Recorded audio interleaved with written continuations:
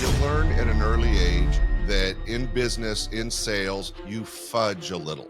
You have to research and learn because when I started becoming a comedy club owner, I wasn't just producing shows like I was in the original banquet room.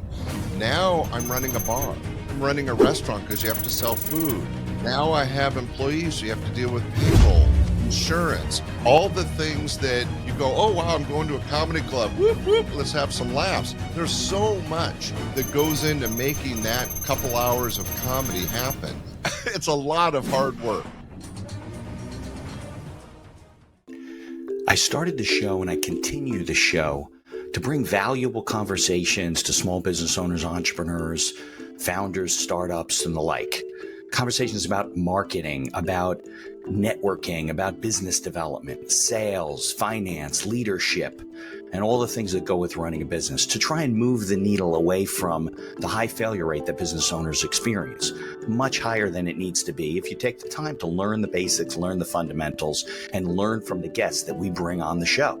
It's incumbent upon the business owner who wants to be successful to find the information that's out there to learn. So we hope that the guests that you hear and the conversations we have are valuable and help you in your business and hopefully help us move the needle a little bit. If you have any suggestions, please write the show, introduce us to guests that we'll have on the show. How can you help us, though, continue to help you?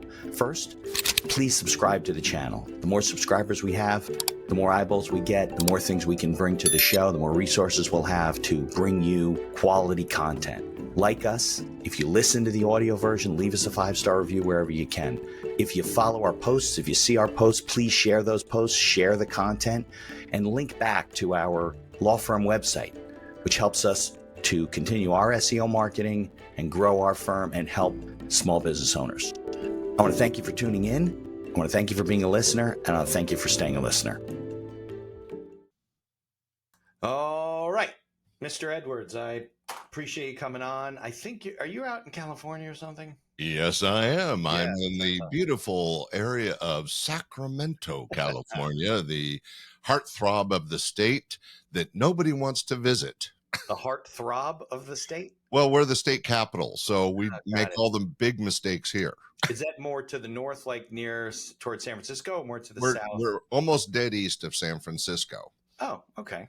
And that's what makes us great Perfect to weather. live because we're close to San Francisco on the coast and close to Tahoe and the snow skiing. But where we are, there's no reason to visit. Oh, wow. I hear that San Francisco has become crazy with all the... I haven't been in over a decade. It's sad. It used to be such a beautiful gem of a city, and it's just gone to crap with all the liberal stuff. But let's not get into that. Ladies and gentlemen, it's Scott Edwards, and I'm so happy to be here. Woo! On the Accidental Entrepreneur with Mitch. Man, you do amazing shows with such smart people. What's interesting, Mitch, if I'm going to jump into this, is that all your entrepreneurs were pretty much focused in a single industry, or maybe they made a discovery or created a product and went down that path. I do not fit in that. You're all over the map. Catalog. Yeah, I'm a serial entrepreneur, which means whatever kind of itch I got, I scratched and started a business. I call myself kind of a business adventurer. Okay, well, that's a good. I've seen portfolio careers, but I've never seen a bit. So you got to have some good stories, then, right? I mean, you got to have. No, totally boring. Everything went well. It was boring. You made a lot of money. You're sitting on your yacht now. Well, I love the title of your show, The Accidental Entrepreneur, because it does sometimes feel that, especially when you're successful, that was an accident. You know, we try so many things. Entrepreneurs jump in with both feet. We take risk. We work hard, and sometimes we succeed, and many times we fail. But that's kind of the excitement of the challenge of the whole experience. Yeah. That's. I mean, you hear at the beginning of the show when I put in the definition of the dictionary defines an entrepreneur. People that take considerable risk. And that's really what happens. Just, one of the goals we have at the show is, I say we, it's like me, myself, and I. So our whole staff, one of the goals we have at the show is to hopefully help people to be a little less, accidental, a little bit more strategic. I agree with you that success comes from a lot of luck and, trying and doing and learning and growing. Timing. Definitely timing has a lot to do with it. But I think also a lot has to do with, you know, being, what's the word? Not Well, accidental, but purposeful, being purposeful with what you do. But you're well, right. If you get, sometimes things happen because you're just in the right place, right time in your life. You've learned the right things. You're able to grasp that opportunity because now you learn something that you wouldn't have known 10 years ago. So I agree with all that. Yeah. well, the guy you had on a few weeks back, a few months back, Dominic, the dirty water guy, Yeah. what I liked about his podcast and his message was that he always did extensive research. Yeah. And even though I don't think I ever went as deep as he did before I jumped into some of my projects, it is important to research and learn about the industry you want to go into. And I always felt that one of my little keys to success is that I would go talk to people in that industry. Yeah. And you would say, well, aren't they afraid of the competition or what you're doing? And no, people are very prideful of what they've accomplished Right. and they Well, want to they share share. their story. Yeah. You They know, want I, to help other people. Sure. I opened a small construction company when I was 17. That was my Okay. first industry. And I went and talked to people in that industry and I asked them, what do you charge? Where do you get your supplies? What do what do you Right. do? And they were happy to share because one, I was this kid and they weren't really too worried about me Right. competing with them. And two, they appreciated that somebody found value in what they were doing and they wanted to talk about it. It was great. Yeah. But And I've done that in every industry and every business I've gone into. That's just the simplest example.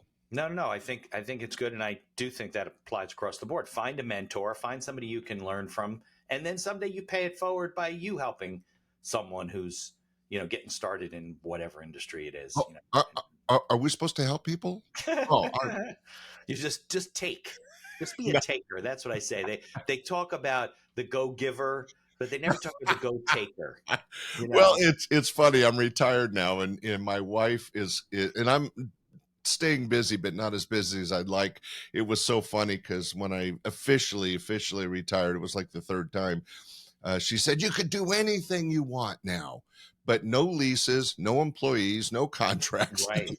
In other words, don't go do what I do. And she always says, well, go volunteer. And I think that's a great thing. But I'm too much of a capitalist. It's Right. difficult for me to volunteer. It's got to be a profit incentive. And Well, it's just the way I was raised. excitement of it, right? Yeah. Well, you were mentioning before we started that, my backstory, and I think it's important that people understand that everybody has unique circumstances they're dealt as children and young adults. Mhm. And it's how we deal with those that I think lays the foundation for our future. So in my case, my parents got divorced when I was 10.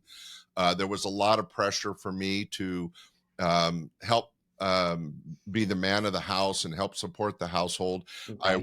I was out working, doing paper routes and mowing lawns at very young age, 10, 12, babysitting. And at 15, before most people can, I got an early driver's license due to hardship and was out working. I had jobs and would do what I could to help bring some money home and, at the very least, support myself, so I wasn't putting pressure on my mom. And that challenging, yet that was just my life. I didn't choose it. It just was what was thrown my way, and I dealt with it.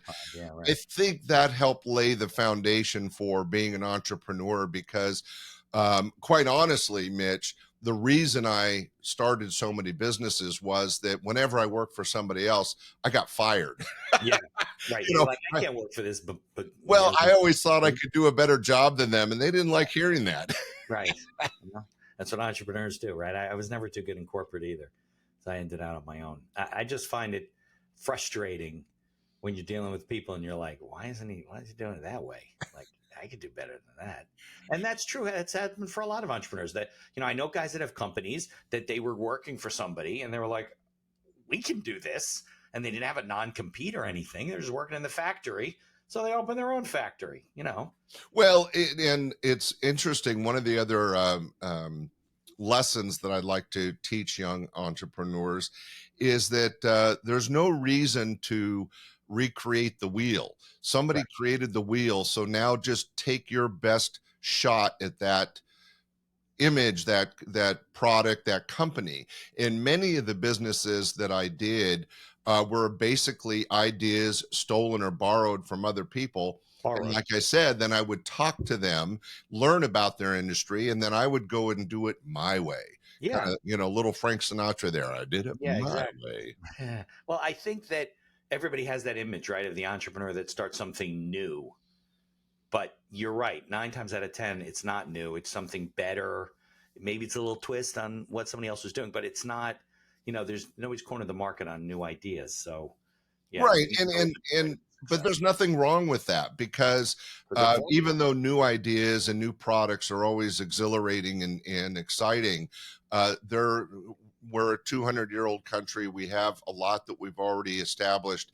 And if you can take somebody's idea and make it your own, that's just as successful as creating it the first time. Great example, Mitch. My very first company, I mentioned it, the small construction company. I was a night janitor at a motel, Okay. not a nice hotel, a Not even the motel. guy at the front desk. Yeah, I'm like mopping floors, cleaning Yeah. toilets, and Holy and bananas. buffing stuff. Yeah. And I was 16 and a half, 17, and I was hiding from the boss in the bar. And I'm not Okay. old enough to be in there, of course. And I'm listening to two guys at the bar talking, and the guy's telling his buddy, "Man, I'm making this great side hustle money. I'm painting lines in a parking lot, and it takes a few hours, and I make a few extra $100, and I got money I can use for gambling and stuff, and not upset the family budget." And I thought, hey, I could do that. So I went out and as I said earlier, I went and talked to the owner of one of the largest striping companies in Sacramento. They're still here and doing great. And the owner was, where he got his paint, where he got his equipment, what he charged, kind of laid it out for me. And so I started this small company called A&A Restripe, and we were literally just out of high school, 17, the lines and parking lots. Now, I didn't have any money. I had the idea.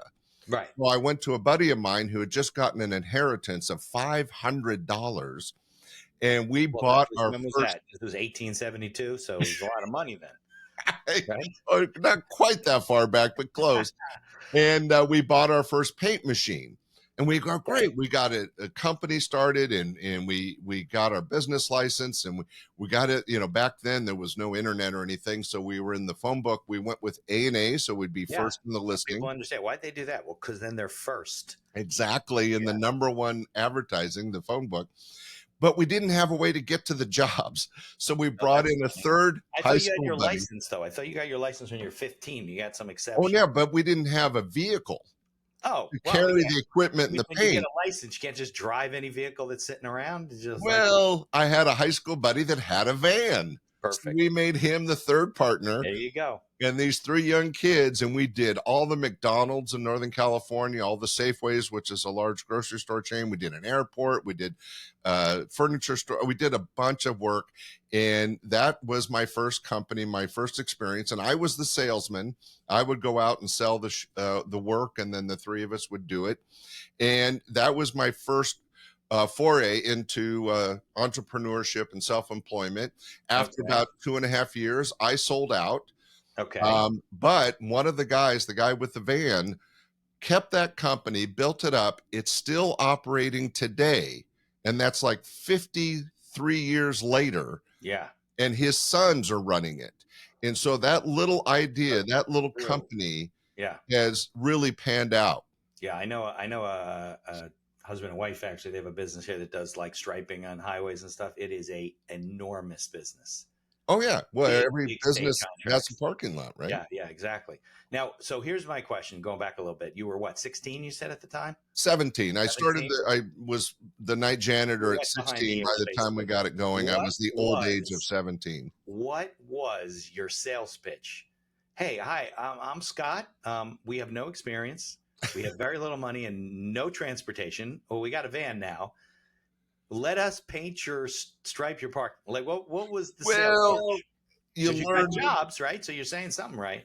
right. You learn at an early age that in business, in sales, you fudge a little. It's fake it till you make it. Right. So I would go in and say, man, we got some great young energy. This company's been around for a while. We're going to do the best job on your lines. And we're 50 cents less per line than the big guys. There you go. And I was such a good contract guy, Mitch, you'd get a kick out of this because we're 17, right? We eat crap for food. When we did all the McDonald's in the contract, I arranged that not only did we get paid for each line, we got free food at each location. So they would feed you, so you didn't have to worry about lunch. Lunch, dinner, whatever. Yeah. Well, given McDonald's quality of their food, I'm sure that they still paid you less than they were paying the other guys that had to go buy their lunch. It was, but when you're 17, that's like, free food, work, and money. And we're talking McDonald's, we're talking French fries, 17, that was pretty good. Stuff that you live on, right? So, but the other thing that I noticed your other entrepreneurs don't generally do that I did is that I would start a company, build it up, and then sell out. Yeah, I mean, I've had guys on that have just built businesses for sale. I think a lot of people would like to do that, but they don't think of it ahead of time. They don't build their business that way, and it doesn't look good on paper. It does not as saleable as it is. If that's your goal, right? You want to build it up, sell it. You deal with the business, you do the books and records, you do things differently than if you're going to just, it's your lifestyle, I guess, right? Well, it's hard to explain. I've felt that I needed, in the back of my head, of course, at the time of the start and during the initial years of operation, it's all about, this is going to be it. I'm focused. Right. It's my passion. I've done all the research. I'm working hard. I mean, you have to work really hard. That's the one thing entrepreneurs need to know. It's not easy. No. But you take a lot of risk. But at some point, you don't share it with the world per se, and you never tell your partners or your employees. But in the back of your head, you need an exit plan. And whether that's, 2 years in or 20 years in, right, there's got to be personally. Yeah, there's got to be an after, right? Right. What's the other after? I see happening? And you're still in the business. That's not an after. Well, so many companies, the way you get paid, you don't make a lot of money running them, but it's the sweat equity that you build out over time that really pays off. So that first company was a couple of years, and I got out. And then this was pre-disco. I started a company called Sounds Good Music, and it was the same thing. It was me and a partner, and then we got a guy that had a van, but we did portable disco. That's spinning records, pieces of plastic like this for your young listeners. They call it vinyl now, I think. Yeah, they invented this thing called vinyl. I go, it's not invented. It's been around a long time. We used to call them records. Right. Well, we were doing disco before the movie Saturday Night Fever came out. Nice. And when that hit, this is where I'm going back to the reason I brought it up, Mitch, is it's all about timing. Yeah. We were spinning records and doing disco literally months before disco exploded. And we were able to build our company. We did large restaurant chains. We helped install discos into restaurants, and we went around. So you didn't do the DJ work. You were doing. No. We started with the DJ work. Oh, you did. Then we grew as a company. We started doing construction installations and helping build the terror we now call disco. Yeah. Well, is it still around? I mean, I don't see this. Hey, every now and then, you hear a song and you hear that thump, thump, thump, and you go, oh, wow. I will say one thing about disco. Everybody puts it down, but it was the only music genre that anybody and everybody could dance to, because the beat was always so distinctive that whether you were 8 or 80, you could dance to it. Can't say that about any other genre. You think it'll make it to the Olympics? I don't know. I don't know. I hope not. But imagine what you have to wear. You have to wear like bell-bottom pants and butterfly collars and stuff like that. Oh man, I used to do that. It was scary. I'm so glad there's not a lot of photos. I DJ'd. We had a DJ company at my fraternity house at college. that would be handed down from the brothers, the new guys Oh, coming in. right. And it was called Shut Up and Dance, and which always made people laugh. And yeah, we had a couple of turntables, and then at the time it was in the mid '80s, so the CDs were kind of coming around, and we had a couple of CDs, but it's a little hard to spin. Now you can do it, but it's a little hard to spin digital music in those days. So you Right. just cue it up, and then you'd fade it in with a mixing board, and we had the stuff, so we would Right. go around and do stuff. So I'm appreciative of the genre. Of Yeah, the and profession, I didn't you should have say. fun? I mean, there's Yeah, one a lot of thing. fun. It's Meet one of the girls. reasons. No way to meet girls. They all Oh come up to man. the DJ. Yeah. Well, I'm a terrible we're not dancer, talking so about that that. got yeah. I'm happily married now. I can't talk Yeah, about those that days. was a long time ago, but But yeah, you meet a lot of women, but also you're bringing joy and entertainment and fun to a yeah, group of people. And right. that's very similar to my experience and why I became a successful producer in stand-up comedy, was that there is a joy that you get internally when you can bring happiness and connect people in an entertainment venue. Yeah, so is that was kind of like your stepping stone to the entertainment world, the Right, right. business When side of you're it? in construction, you're out three guys, 4 in the Right. morning. There's nobody around. You spill some paint and sign the job, and you move on before the boss shows up. Right. In the music game, you're, at least the way we did it, we were entertaining large groups of people, teaching Yeah, them how to dance, yeah. Like at a doing bar mitzvah everything. or at a wedding, that Right. type of thing. Yeah, Yeah, weddings were huge because you actually dictate how the whole reception goes, yeah. when they pull the garter, when they toss the bouquet, the first dance, the dance with the Right. father, all that is coordinated by the DJ.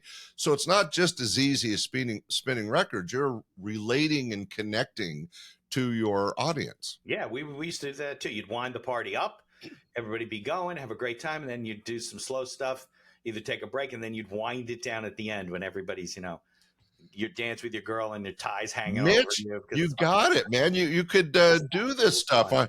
I'm so proud of you, right? Yeah. Well, one of the reasons I did it was I'm a terrible dancer. So, oh, there you go. You're the first person I've had on with sound effects. This is great. You bring your own sound effects. I told you that we could do some sound effects. I don't know what that is. Yeah, there you go. Oh, But, but well, I you got don't to really tell a bad joke first. exactly. So, But what I did was I jumped on the opportunity to take over this business from the older brothers because I couldn't dance. So I was like, well, if I spin the records, I don't right, have you to don't dance. actually have to dance. Just Exactly. kind of, you just stand up there like Right. Trump and kind of just shake. Yeah, he's a better dancer than I am, and he's terrible. So yeah, I got a wedding this weekend, so we'll see how that goes. Well, have All right, fun. so what was that? You didn't just go right into comedy clubs and what did No, you do no, no. after? In fact, in between each of the businesses I started, I usually worked for somebody else for a little bit and Okay, took a break from the risk and hard effort I had to put into my own companies. And just like the striping company, after a couple of years, I sold out, made a okay, little money, and the company went on. In fact, it operated all the way up until 2020, I believe, with one of my old partners. But this is a scary thing, Mitch. I was now in my early 20s, 22, 23, and I'd become a very successful life insurance salesman. well, Oh, yeah. wait, I have a button for that. Just before you say that, my father spent his whole career as a life insurance agent. So Well, it's he not gets that life insurance is bad. In fact, later on in my life, I uh, owned a small, I would say agency. medium-sized insurance brokerage. But when you're 22, 23, you have no concept of life and death. You're No, not thinking about no, death. no. As a matter of fact, you became a life insurance salesman at the worst time you possibly could because none of your friends wanted or needed life insurance. Exactly. You had to be a damn good salesman, which I Yeah. was, No. and to make a living. But I was miserable because you're talking about, you're going to people and saying, "Hey, you're going to die someday. Can I give Right. your family Nobody money?" wants it. Nobody wants to talk to you. It is. It's a very look. I had my father had a very good career. We met some wonderful people. Some of the best salespeople in the world because of what you just said are in the insurance business. But Yeah, it's a hard business because you're basically trying to get somebody to buy something that they probably need, or they don't really know whether they need it or not because they don't know when they're going to die. But it's not like you can get them to sit in, smell the leather, take it for a ride. There's nothing tangible about it. It's a very hard Right. sell. That's why Very they put it so conceptual. high. I don't Well, know. your dad will get a kick out of this. I was working for a company called Combined Insurance. Okay. Actually, we went business to business and actually sold the policies on their counters. It was the hardest thing, and the biggest policy was $5,000. Yeah. And you had Well, to fall out of a plane and land in a certain type of pine tree on a Tuesday to get paid. yeah, it was like accident insurance that only pays. Right. Yeah. Right. Right. And I sold a shitload of it, but it was part of the training of going door to door, breaking down those barriers, being able to talk to strangers. That was an additional part of my career and growth into my new adventures. But the reason I mentioned the life insurance, I was on vacation with my then girlfriend, soon to be wife, soon to be ex-wife, and my dad said, you got to go to this place called the Comedy Store. And there was a little satellite room just off of UCLA in Westwood. And I went by and I ran into Dave Coulier, Sandra Bernhardt, George Wallace. And I was, as somebody that always appreciated other people's talent, I was blown away. Now, this is before stand-up comedy had blown up. This is 1979. Right. And there was comedy out there, but it was rare and usually between jazz bands or strippers, right? It wasn't mainstream. But I loved it so much that and I introduced myself to the manager and all the comics and started hitting them with questions, doing my research, as I Yeah. mentioned, like Dominic. And on the 6-hour drive from LA to Sacramento, I did the whole thing in my head. What am I going to do? I got home, I went bankrupt, I quit my job. I had nothing. Again, third company where I had nothing, but I wheeled and dealed my way into the banquet room of a restaurant in a tourist area. And I said, Okay. hey, you guys make the food and the drink. I'll do shows at night. And they said, well, we have banquets in that banquet room. And I go, well, tear down and set up the banquets for you. So I was working my butt off. I'm now Yeah. just turning 24. And And you're not doing the comedy. You're booking people. no, I'm opening. You're I'm doing it yourself. now owned a comedy club called Yeah. Laughs Unlimited, There you all go. comedy showroom. Now, wasn't a comedy store Mitzi Shore? Wasn't that? Yes. Yeah, that's Mitzi and I were famous guy. peers. She hated me, Nice. but we loved each other. Isn't Pauly Shore her son? Yes. Yes. Yeah. I have not met or worked with Polly, but I worked with Mitzi quite a bit, and Bud Friedman, who was over at the Improv. Got it. We were all getting going at the same time. They had about a year to 5 years ahead of me because Bud started in New York with the Improv, but Mitzi had been around for already 4 or 5 years, but it was still relatively new, and not the known entertainment value that it is today, and the big boom. Again, timing is everything. I opened my club in 1980 and everything exploded about 1983, 84. So I got a chance to open a club. By the way, that restaurant saw how much money I was making and how well I was doing, and thought this little 24-year-old kid is an idiot. So they forced me out. But the staff liked me. I treated them well, their staff, and they gave me a heads up. So when they came to me and said, hey, we appreciate everything you've They done. want to We take it want over themselves, right? They figured we'd make money, right? Exactly. They kicked me out. They gave me 2 weeks notice. And I said, well, thank you, but I'll be out next week. I had opened and designed a room right across the street. They didn't know about. And they tried to keep the club going and lasted maybe 3-4 weeks. That's Yeah. it. That's it, because they didn't know what they were doing. Right. And I opened up my main room and right across the street, and it's still open today, by the way. I don't own it anymore, but it was, Mitch, get this. When I opened in 1980, it was the 12th full-time comedy club in the entire US. Okay. And now, over 50 years later, it's one of the oldest clubs in the country and still operating with comedy 6 nights a week. And how many clubs are there now? Is it hundreds? Well, no, it's like disco. It exploded in 1983 to 85. Yeah. Every disco became a comedy club. It was crazy. It's like Starbucks are on every corner. Now it's trimmed down. That we had some bad times in the 90s and early 2000s, and comedy has kind of gone through some variations. But there's still way, way, way more clubs now than there ever were back in the 80s. But anyway, the reason I told the story was that much like all my companies, I did Yeah. it the seat of my pants. I had no money. I had to wheel and deal and talk my way into things, make agreements, handshake agreements, because those guys that pushed me out, I had no written contract. They were just letting me use their space. Right. And it worked. And then once I opened my club, I had a lot of success. Comedy exploded. I ended up building that up to 3 comedy clubs, 2 in Sacramento and 1 in Stockton, California. Okay. Beautiful Stockton. Where's And that? Where's Stockton, California? it's a college town about an hour south of Sacramento. Okay. It didn't work. I kept a club there for 5 years, but it never really was a success because the poor people in Stockton can't afford to go out, and the rich people go to Sacramento or San Francisco. There you go. Okay. Right. Yeah. But I mean, I gave it a shot, 5 years. But let me ask you a question. If we go back a little bit to when you got started, you were young, right? Yeah. 24. I think that's young. Like, what was your thought then? Like, how am I going to get these people? I mean, I know you're passionate about it, right? You think it's great. I love it. I fit. But how do you find your first, acts? How do you Took you a while to get that out, didn't you? Yeah. I mean, either I don't know what the hell I'm doing. I'm a brand new comic, right? And then you're taking a big risk, or you want to get somebody with some experience. They're like, well, why should we go there? Well, I guess the fact there were only 12 clubs helped, but right. What I mentioned earlier was that as Dominic said, it's so important to do your research. And just like the striping company and the sound company, I went and talked to people in the business. Soon as I made the decision, quit my job and all that, I drove back down to LA and met more comics. I mentioned I met Dave Coulier that first night. Yeah. And he introduced me to Bob Saget. Yeah. Who introduced me to Gary Shandling, who introduced me to George. It went on and on and on.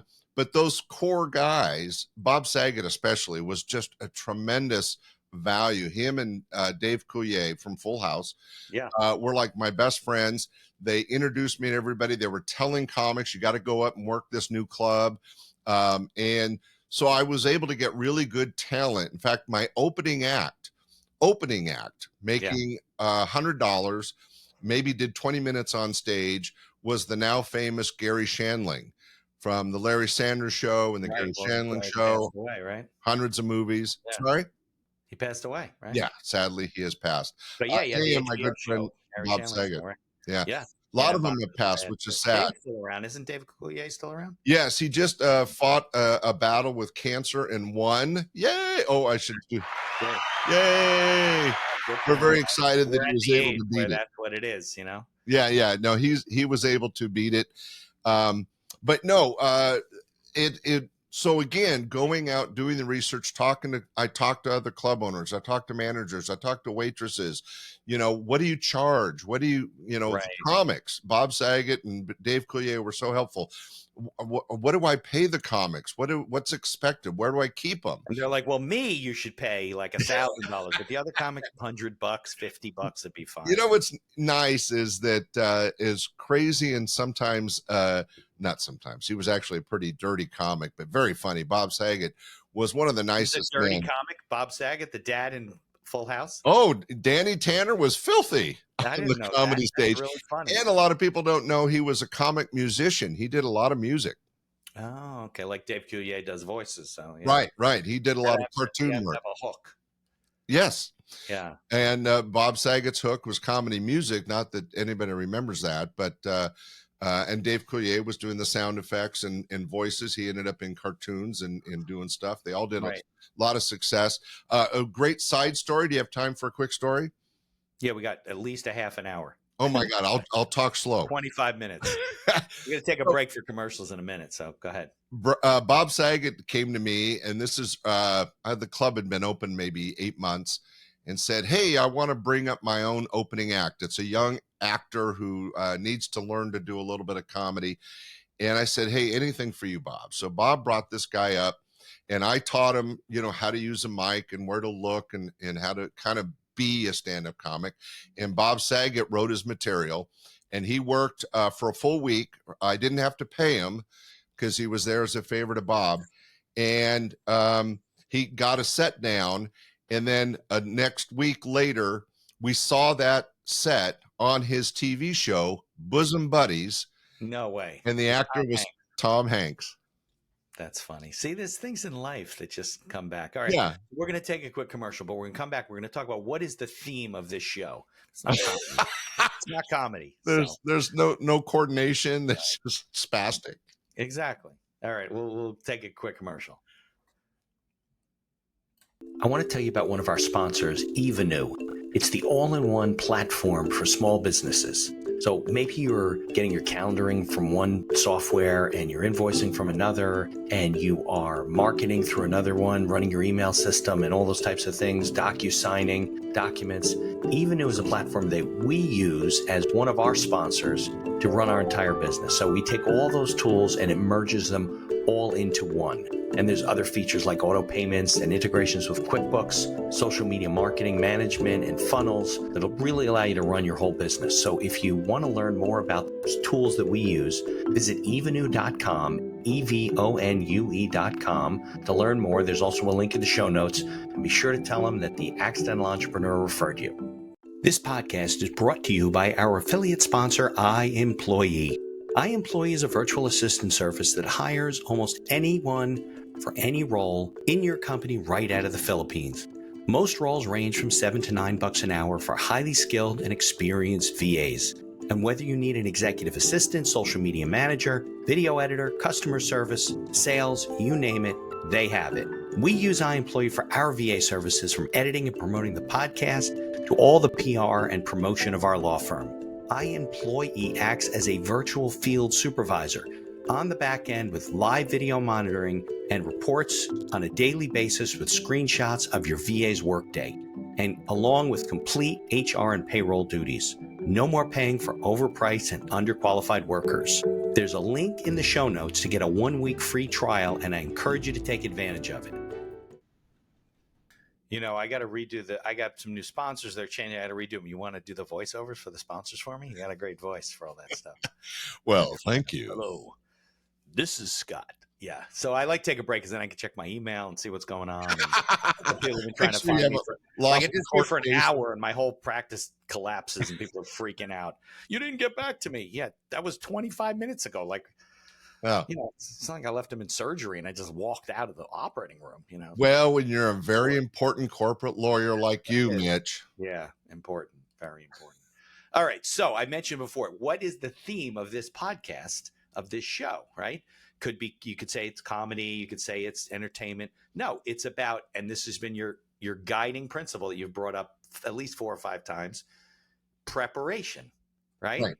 That's the word of the day, because the best business owners I've had on the show constantly ask, constantly check with their customers, constantly talk to mentors, constantly do research, are always looking for how to stay ahead of the curve or what people want, because they know that, look, if you're bringing audiences into a comedy club, as for an example, right? You need to know why they come in, and that's going to change. And what's interesting is that not only, and this could affect any industry, but I think that my story is a good foundation for the thought, and that is that you have to research and learn, because when I started becoming a comedy club owner, I wasn't just producing shows like I was in the original Banquet Room. Now I'm running a bar. Yeah, you had to run the whole place. Now I'm running a restaurant because you have to sell food. Yeah. Now I have employees, so you have to deal with payroll, insurance, all the things that you go, oh, wow, I'm going to a comedy club. Whoop, whoop, let's have some laughs. There's so much that goes into making that couple hours of comedy happen. Right. But I found all that challenging and fun. But I mean, I'm a little weird too. It's a lot of hard work. That's the business of running some sort of an entertainment club, whatever it is, or a bar. You have to be ordering. You got to make sure you got stuff. You got to check your bar. You got to make sure your employees are right.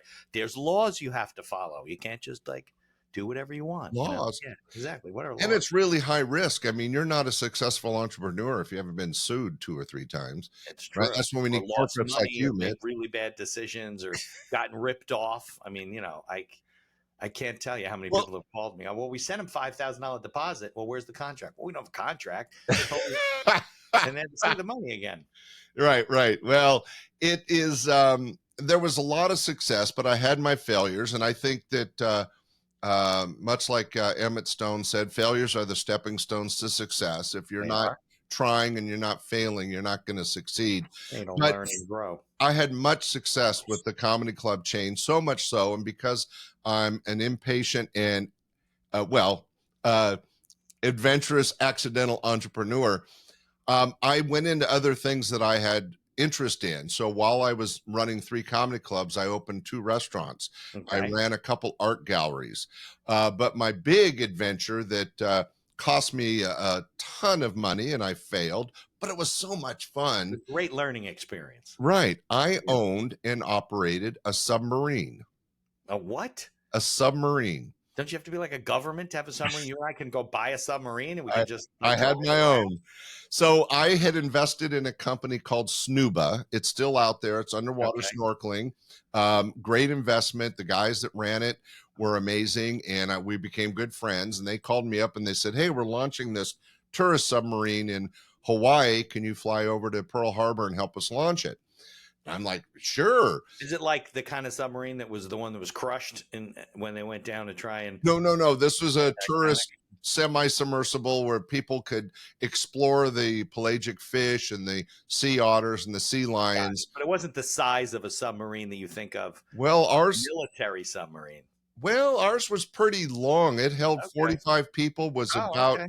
it was pretty big. I Okay. will share a picture with you at some point, um, personally. But the point was that I went to Pearl Harbor, I helped and launched it, and I said, "Man, this is really cool. I want my own." And I Okay. invested a lot of money, and I had them build me As a a submarine business, to as a run as a business, business. Okay. and I launched it in Monterey, California. A beautiful, if nobody knows, it's one of the deepest abyss type bays along the coast of California. Uh, Beautiful area, lots of tourists. It was successful in that we had people. However, it's a cold water location. So even though the people could see the sea lions and the sea otters and the fish and the kelp forest, there was a problem with algae bloom. And so I had to pay a scuba diver to go along with the boat and keep the windows clean so the tourists could see everything. Right, Guess because that what? was in the way. Huge financial loss. I did end up selling it to the Wrigley Gum family, and it's still Huh. operating out of Catalina Island, which is far, much, much farther Better south location, right. and warmer water. But I lost my ass financially. And the only thing that I got out of it was so cool to own a submarine. I got to drive it. I was helping sell it. You We need a had it special for about, license to drive a submarine? huh? You need a special license to drive a submarine? It's just a Well, you boating license. do, but when you own it, you kind of cheat You and can do it. break the little rules. Yeah. Yeah, no, I had to pay professional skippers to run my boats, but I owned it, so I got a chance to Now you play with think it. did you have that learning experience because you didn't do the research and didn't ask the questions to figure out was this a good location to do this? You It just was said, well, it's deep. There must be a lot of stuff down there. Let's go. And you didn't know anything about water or temperature, right? it was one of the several times that I got so excited about the concept and the idea, and I made such a huge financial investment that I trusted my experience and in my success in making things work, and Right. especially That when you it would comes to figure this out. marketing. You're now an Right. expert. Right. Yeah, I'll make it work. And you are absolutely correct. I did not research location. And what do we say about any business?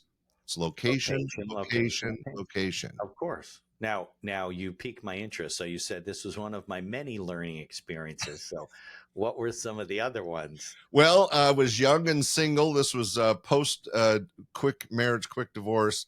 So I was single and getting into my later teens. I bought into and owned a beach shack on the big Okay. island of Hawaii Ooh. and ran it for about 5 years. But I did lose quite a bit of money. But God, it was so much It was a fun being. lifestyle business though, right? Sorry. was a lifestyle business. I mean, you got Right, to be on right. the It beach in was fun. Hawaii. I got to hang out on the beach. There was I young sleep in a women. hammock behind the shack. You don't need to live anywhere. It's freaking Hawaii. It was Yeah. crazy. Now, keep in mind, I'm still running all these other businesses. Yeah, These I were understand. like, Right. what do they call them? Side hustles. But they Yeah. were expensive side hustles that I did because it was fun. And I think that that's one of my other mantras that I tell entrepreneurs, that not only do you have to do the research and you have to have some passion towards what you're going to do, make sure you're having fun, because then all the hard work isn't necessarily hard work. It's fun. Yeah, well, you're rewarding yourself, right? But you Exactly. at least had the base of income coming from the other Right. Right. businesses to support your crack My habit with adventures, these business adventures, my right? Exactly. business adventures. Nice, nice, nice. Okay. All Yeah, right. but the restaurants I would, one of them was a Specific kind barbecue. of restaurants? A I'm sorry. barbecue? I was going to ask what kind of restaurants they were. So barbecue? One Like, was a barbecue restaurant. Why? Because I had a secret recipe that I'd been oh, using to entertain family and friends for right. years. So it could We be a restaurant. So I called it Sticky Fingers, There you ribs, go. chicken, and more. And it was a big success. Ran it for a few years, sold it. And the people that bought it paid for the name, paid for the experience, paid for the patronage, and then immediately shut it down and made it a Mexican restaurant. Oh, well, that's a smart thing to do. I think Oh, there's they a, went out of business in 6 months, but yeah, I got paid out. But I was so sad to see that end. It you was didn't such a care. great concept. We had live jazz on the patio. It was great. I think Um, there's a chain in Florida called Sticky Fingers. They're like chicken fingers. oh, well, I think see, so. somebody stole my name. Yeah. Well, they're This goes available. back to the 80s and early Yeah. 90s. So I got into art galleries because my mom loved art and was an artist, and I Okay. grew up with an appreciation of art. I got into animation because a couple comics, one named Bruce Baum, who was a tremendous prop comic, got me into animation, and I wrote a book and got into that really heavy for a while. And all these adventures were, as you said, I was still running the comedy clubs and the restaurants, but I was making so much money in the 80s. I was able to have fun and do these Right. things that maybe normally a normal person wouldn't do. Right. And I would, Absorb the hits. right. And I lost money on many and I made money on several. So it was just the risk and the excitement of the business adventure. Yeah. No. Look, I love it. I've been an attorney most of my life. I don't know what else I would do, but I wish I did other things, you know? Well, and it's interesting because all the guys you've had on the show, there's a couple that made a pivot for a product, or pivoted, like the Donut King that started out as the real estate guy in Dubai and became, I think it was meringue. Can't remember how to say it, but now he Oh, on has, my show, you mean? yeah, he has Oh, yeah. donut shops in England and started in Right. Right. Dubai. But Yeah. here's a guy that went from real estate into donuts and went from Dubai into to England and now is a huge success. So there was a little bit of a pattern switch, but most entrepreneurs get into something and that's their livelihood and they stay with Right. it for life. I got bored easy, and there was actually a thing. I know this is going to sound really stupid, Mitch, and don't anybody out there do this, but I had enough money and I was having so much fun that I had a kind of a thing. I started a new company every year, once a That was your year. goal. That was your goal. Start a Yeah. new company every year. Yeah. And my idea was to try to have income 24/7. So I had I opened up a coffee shop so that I had some breakfast and lunch money coming in. Of course, my nightclubs were all restaurants, and then I owned other restaurants. So the lunch and the dinner money was coming in. And then one of my restaurants, I turned into a jazz club. And Right. so I had jazz going late into the night. So I was trying to get some sort of activity So in you could do business. sales Right. every hour around the clock. Well, I It's, mean, nowadays you could have e-commerce too, that you're selling well, on the other side of the world at different everybody should know times. this was long before the internet. Yeah, they had to do it the hard way, right? Well, it's funny, but I'm glad you brought that up, Mitch, because another one of your interviewees, John, I think it's Delario.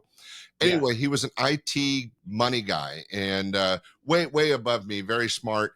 But one of the things that stories he told reminded me of my old school days. So remember, again, pre-internet, how did you market? Well, I would Right. do posters of the comics coming, or Yeah. I'd do flyers and put them out at gas stations and banks. And John told a great story that he was trying to promote something. So he stood with flyers at the door of an event and passed them out to everybody that came in the door. And the people coming in the door thought it was part of the event. Exactly. Do you remember that story? I think so. Yeah. I mean, I talked to a lot of people, but He ended up he ended up saying it. He got bored and threw half his flyers away. But literally, he hit the nail on the head, because that old school kind of marketing works. yeah. You're connecting with people, whether it's a flyer or it's you're greeting them at the door or whatever, does work. Now, then Yeah. the internet comes along and you can use social media and you could do this and that. But back in the 80s and 90s, it was TV was way too expensive, although I did find a way to get cheap TV commercials. Okay. Radio was expensive, and the way I made that work is I did a lot of trade. Mitch, your people might enjoy this story. Comes to marketing, you have to think outside the box. Yeah. So billboards back in those days, everybody knows what a billboard is, on the side of the highway, ran about $10,000 a month. That's a lot of money for a small company. Yeah, a lot of money. But what I did is I bought the billboard, and then I went to the #1 radio station in Sacramento, and I made a deal with them. I'll put your logo on my billboard if you give me in trade $10,000 of airtime. And they did it. So I had a big billboard pushing my company. The bottom right corner, I promoted their radio show, and I ended up getting $10,000 of advertising I could use on any of their stations. One of them was KFBK with Tom Sullivan back in the day, and their #1 station, Y92. And the reason I share that story was I'm still this kind of dumb kid, but I believe in wheeling and dealing, and it never hurts to ask. They could have said no. People always will do trades. If you ask, you find out. If you never ask, you don't know. And the $10,000 worth of airtime did not cost them $10,000. No. And I got $20,000 worth of marketing for a $10,000 investment. Yeah. That's one good thing about digital things. Now that they have these digital billboards, you can buy fractional uses of the billboard. You don't have to spend $10,000. Your ad will be up there for 15 Remember seconds. The guys, they would go up there and they would paint the ad. Not even paint. It was almost like wallpaper, right? Right. They would put up the ad, and that was a whole industry probably disappeared too. Oh, just scary how things have changed, huh? Yeah, they really have. So someday we'll have to tell your audience about a typewriter. Yeah. I'll tell you a funny story, and then I know we're running out of time. So my daughter, who is a journalism major and she's graduating Maryland, she's on her way to medical school. She's a great, great writer. So when she was young, she's going to kill me for telling the story. When she was young, she wanted to get a typewriter, right? So she researched the whole thing. She said, Daddy, I want to get a typewriter so I can type. So she wanted one of these, like we grew up with learning how to type where the keys would get locked. And they would like get stuck and everything like that. So she gets this typewriter. It was in like this turquoise color. It was fantastic. So I said, I got to hand it to you. You really want to go old school on this thing and type and whatever. I mean, it's not even electric. So she stops what she's doing. She looks at me. She goes, they make electric typewriters? And I mean, you were doing the research. I thought you knew that. She goes, she was so pissed. I don't think she ever used it again. No. Oh, but that's the way to do it. Old school, I know. I was like 7th or 8th grade and learned how to type. I think your knuckles were growing. They're electric too. And hitting them to go backwards. Remember that you have to hit the bar to make it go back. And oh God. And you can't. Yeah. Now that's another dead industry. But you can always find things. Now they're like collector's items. Is what they are. The thing is, you have to, things change. I'm much older than you, but there's been a lot of changes since the 70s, 80s, 90s into the 2000s. I ended up in 2001, comedy was changing. I was getting older, and I saw, as part of my exit plan, I sold my clubs and banked a lot of money. And I went on and had more fun. I had a small travel agency for a while. I lost my ass on that, though, for a different reason. Literally, I'm not exaggerating, 3 weeks after we opened Edwards Travel Service, 9/11 happened and just killed the travel industry. Nobody was flying. It nobody wasn't was even paying good commission. then. My mom was a travel agent years ago when they really would pay you to put airlines together. Everything was, yeah. So it's another business that I lost money on, but I went into when we had fun. And then now Scott, you never went to college, right? You started when you were very young. You were a teenager. Yeah. No, Like, I'm the seat of my pants, lessons of the street, right? you mean you don't want to go to school and run up $200,000 worth of debt and come out and have no business? Well, it's interesting because a moment of bragging. I'm street born. I worked my ass off and tried things and took high risk, and I was bankrupt twice. I was filthy rich a couple Hard times. knocks of life. Right, but I never went to college, never had the education. I had to learn on the streets. My son, and I'm only doing this because it just happened about 6 weeks ago, just completed his PhD and is now teaching at UC Irvine. There you So go. he went a whole different way, and not with my help or guidance, because I usually tell young people, go into college if you want to be a lawyer or a doctor. But if you just want to make a living, start a business or go into the trades, because Right. a lot more stability. Especially since you got so many things going on. One goes down, the other one goes up. You're in Right. pretty good shape. So Scott, hey, if somebody wants to learn about you, see what you're doing, connect with you, what's the best way to do that? Oh, is it time to do my plugs? Yeah. Oh, I love to plug things. There Tell you go. what, ladies and gentlemen, if you have like, a sound effect for that? let's see. There you go. Ladies and gentlemen, if you like stand-up comedy, I have a 5-year-old, very successful podcast called Stand-Up Comedy, your host and MC. If you like to hear interviews of comics and hear a lot of great stand-up comedy and amazing stories, Stand-Up Comedy, your host and MC. But Nice. even more exciting, Mitch, I just started about 6 weeks ago, my first video podcast. There you The go. other one's all audio. No, I we're started- video too, yeah. You started a video podcast called the Tag Team Talent Podcast, where I take talent from all around the world. Most of it's comedy, ventriloquism, magic, those kinds of things. No lawyers? No, I need a lawyer, Mitch. I need No, we're not funny, so you don't want to do but you might have some other talent. entertainment. Yeah. So, I've seen videos. No. yeah, it's out there. You can go find them. Well, if you have talent, go to tagteamtalentsearch.com, tagteamtalentsearch.com. Okay. Learn Great. all about the podcast and send Links me a in the video. Show notes. Yeah. Maybe give me the links to all those things. We'll put them in the show notes. Got it. All right. Scott, I can't thank you enough well, it's the end of the day for me, but you're just getting started. It's early out there, right? Yeah, and it's so much fun. Congratulations on all your success. Mitch is the best. And we're going to go to credits. You got any final words, final thoughts? the accidental entrepreneur, that's the way to succeed. I appreciate it. Thank you very much, Scott. Stick around. In addition to being a podcast host, I'm also a small business attorney, mostly providing legal services in New York and New Jersey. At my firm, we help small businesses, entrepreneurs, family-owned businesses with things like contract drafting, corporate governance, purchases of businesses, sales of businesses, tax planning, real estate, and even estate planning. With over 3 decades of experience, we can handle most transactional issues. So if you're watching the show and you encounter some sort of legal issue, reach out to us. You can connect with us and visit our website, bindhackerlaw.com. There you can read our law blog, Insights legal blog, and you can set up a free consultation. If you want to connect, I'm on all the platforms, LinkedIn, Facebook, Instagram, and the others. So as a lawyer, I'm here if you need me. As a podcaster, thanks for tuning into the show and for continuing to support us.